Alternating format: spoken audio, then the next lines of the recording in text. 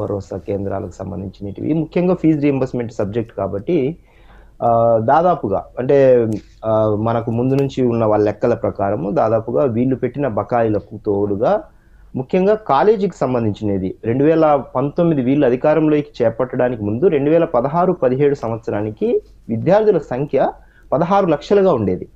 వీళ్ళు అధికారంలోకి వచ్చిన తర్వాత 9 లక్షలైంది ఆ సంఖ్య. విద్యార్థుల సంఖ్య 9 లక్షలైంది. డ్రాప్ అవుట్స్ అయ్యే తగ్గించారు. అంటే తగ్గించారు.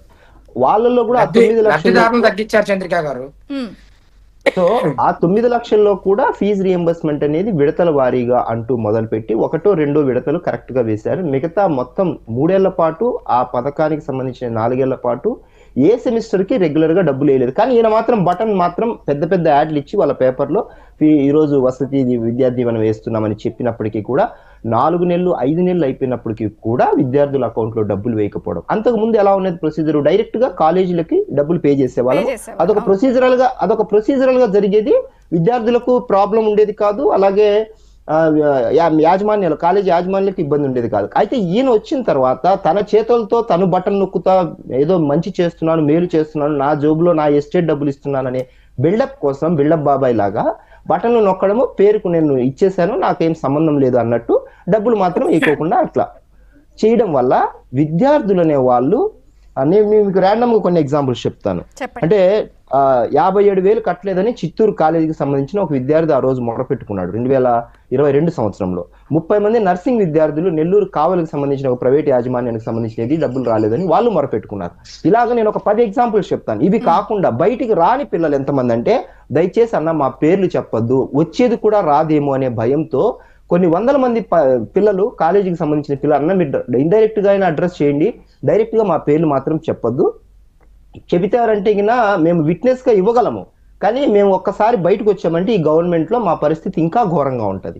మమ్మల్ని అసలు కాలేజీలకు కానీ మమ్మల్ని ఏం చేస్తారో కూడా మాకు తెలియదు. కాబట్టి మాకు ఈ సమస్య ఫీజు రీయింబర్స్మెంట్ దయచేసి మాట్లాడండి. గత 4 ఏళ్ల నుంచి మా నోటీస్కి తీసుకురావడం జరిగింది. కొందరు పాపం జనవానికి డేటా ఉంది. శ్రీకాకుళంలో కూడా ఒక అమ్మాయి ఇలాగే తల్లిదండ్రులు బాధపడుతున్న బాధను చూసి పోలీస్ స్టేషన్ ఎదుట ఆత్మహత్యకు ప్రయత్నిస్తే ఆపారు.